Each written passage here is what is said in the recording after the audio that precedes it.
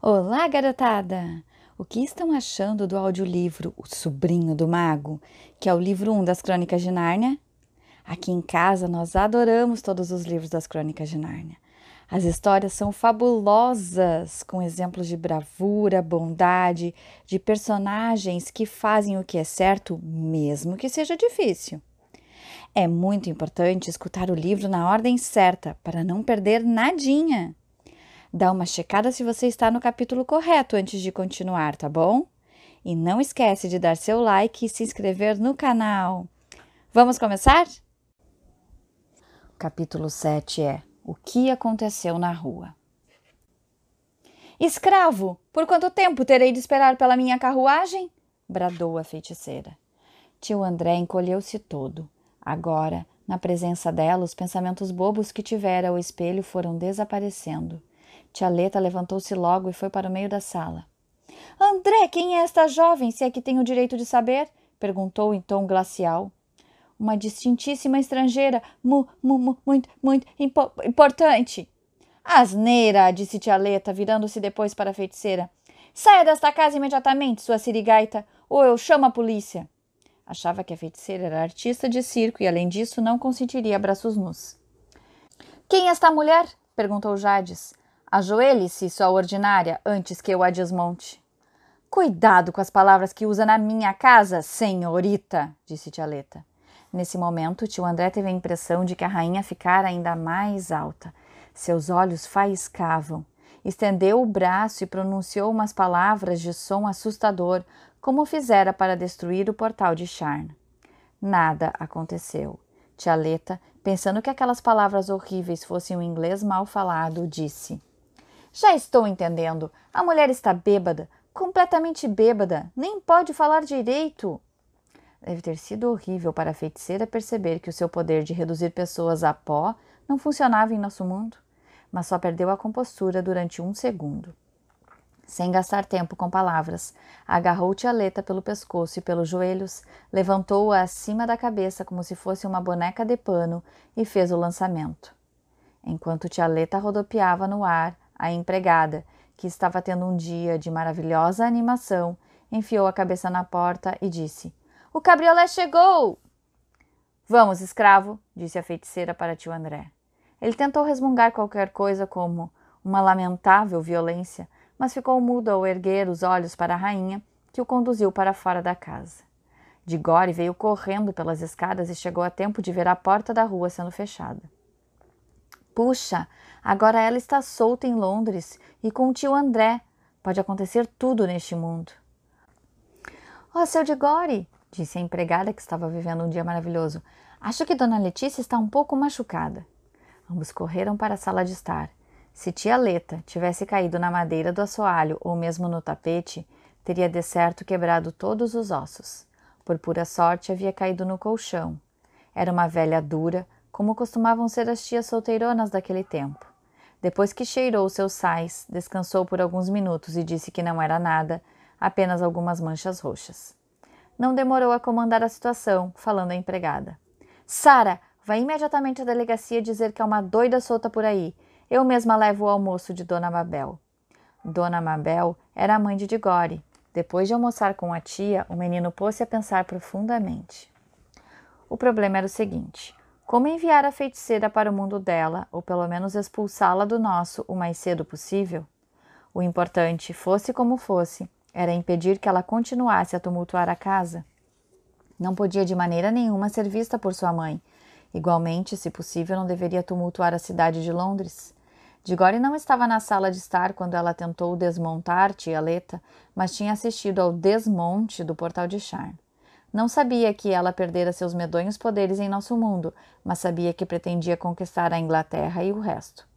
Naquele momento, só podia estar desmontando o palácio de Buckingham ou o parlamento. Muitos policiais já deviam estar reduzidos a pó. Haveria alguma coisa que pudesse fazer? Os anéis funcionam como ímãs, pensava ele. Se eu tocar nela e agarrar o amarelo, iremos para o bosque entre 2 mundos. Será que ela perderá suas forças de novo ao chegar lá? Ou foi apenas o choque da primeira experiência? Tenho de arriscar. E como é que vou encontrar aquela imbecil aqui em Londres? Aliás, acho que tia Leta não me deixará sair se eu não disser aonde vou, e o dinheiro que tenho não dá nem para a condução. Nem sei onde começar a procurar. Será que tio André ainda está com ela? Por fim, concluiu que só podia fazer uma coisa: esperar que tio André e a feiticeira voltassem. Se voltassem, agarraria a feiticeira, colocaria o anel amarelo antes que ela entrasse em casa. Tinha de ficar observando da porta da rua como um gato de olho num rato. Foi para a sala de jantar e amassou o rosto contra a vidraça. Podia ver os degraus da entrada e a rua e ficou imaginando o que Polly estaria fazendo. A primeira meia hora escorreu lentamente. Polly havia chegado tarde para o jantar, com as meias e os sapatos muito molhados. Quando lhe perguntaram onde estivera e o que andara fazendo, respondeu que tinha saído com Diggory Kirke. Havia molhado os pés numa poça. A poça estava num bosque. Onde era o bosque, não sabia. Em algum parque da cidade? Parecia com um parque. A mãe de Polly achou então que a filha havia ido, sem dizer nada a ninguém, a um lugar de Londres que não conhecia, brincando aí de chapinhar em poças. Resultado, tinha sido uma menina muito levada e estaria proibida de brincar com o tal de Diggory se aquilo acontecesse de novo. Não ganhou sobremesa e não devia sair do quarto durante 2 horas. Acontecia isso com muita frequência naquele tempo. Assim, enquanto Diggory estava de olho na janela da sala de jantar, Polly estava estendida na cama, pensando ambos como o tempo custa a passar. Acho que a situação de Diggory era pior. Polly tinha apenas de esperar que as 2 horas passassem, enquanto ele, ao ouvir qualquer barulho de rodas na rua, logo se sobressaltava, pensando: "São eles!", para em seguida verificar que estava enganado. Entre esses falsos alarmes, o relógio continuava soando e uma mosca esvoaçava na vidraça, fora do alcance da mão. Era uma dessas casas que ficam muito quietinhas e aborrecidas durante a tarde e que sempre cheiram a carne de carneiro.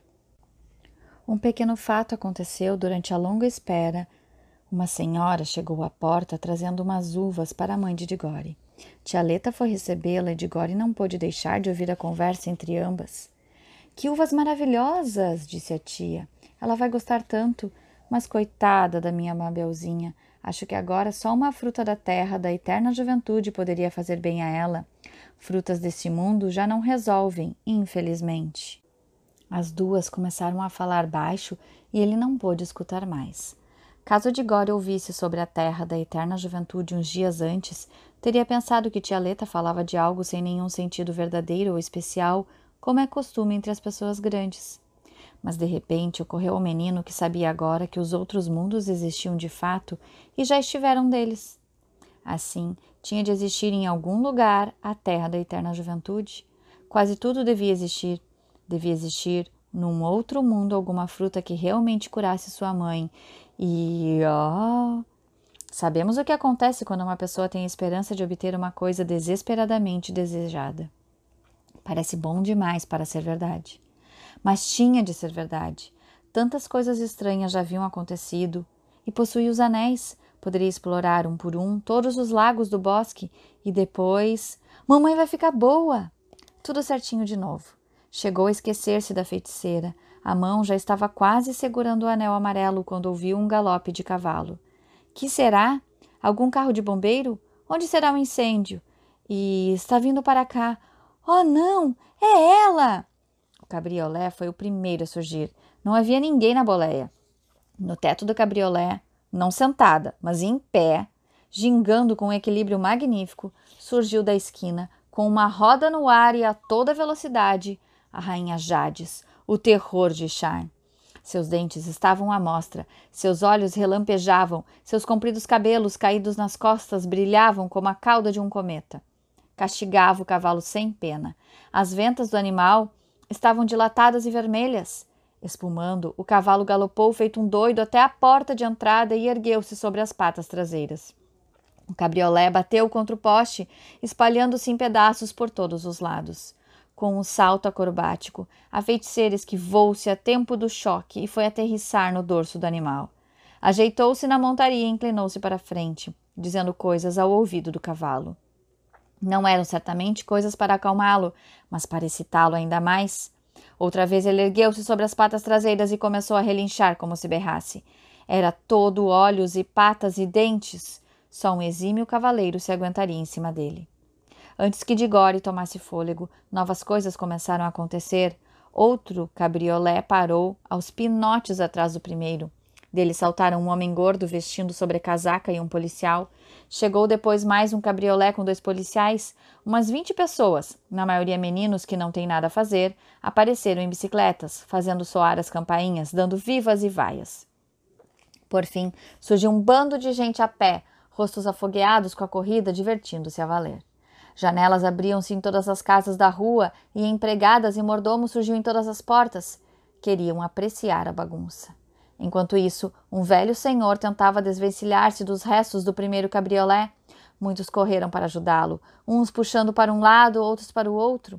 Diggory imaginou que só podia ser tio André, mas não conseguia ver-lhe o rosto, tapado e tampado pelo chapéu. O menino saiu correndo e juntou-se à multidão. É esta mulher! É esta mulher! Gritava o homem gordo apontando para Jades. Cumpra o seu dever, seu guarda. Levou coisas valiosíssimas da minha loja. Veja só o cordão de pérolas no pescoço dela. É meu! E, além disso, me deixou de olho roxo. Puxa! Disse alguém na multidão. Que belo trabalho ela fez nesse olho, hein? A mulher é forte mesmo. Coloque um pedaço de carne crua no olho, senhor, recomendou um açougueiro. É tiro e queda. Um momento, falou o chefe de polícia. Que confusão é esta aqui? Foi o seguinte, ela... Mas o gordo foi interrompido. Não deixe o cara do cabriolé fugir! O senhor de idade, que só podia ter sido o tio André, tinha conseguido colocar-se em pé e esfregava suas escoriações. O policial virou-se para ele. Afinal, o que está acontecendo aqui? Era a voz do tio André de dentro da cartola. Pare com essa palhaçada, disse o policial com a voz severa. Não é hora de brincar. Tire logo essa cartola. Era mais fácil falar do que fazer. 2 policiais pegaram a cartola pela aba e arrancaram-na à força. Muito grato, disse tio André num fio de voz. Nossa, estou todo batido. Se alguém fizesse a fineza de me dar um pouquinho de conhaque. Preste atenção, por favor, disse o guarda, tirando do bolso um enorme caderno de anotações e um toco de lápis muito curto. É o senhor o responsável por essa jovem? Cuidado! Gritaram várias vozes e o policial deu um pulo para trás na horinha. O cavalo tinha armado um coice para ele, provavelmente mortal. A feiticeira manobrou o cavalo de maneira a poder encarar a multidão, com um facão reluzente libertar o animal dos destroços do cabriolé. Durante esse tempo todo, Diggory procurava um jeito de tocar na feiticeira.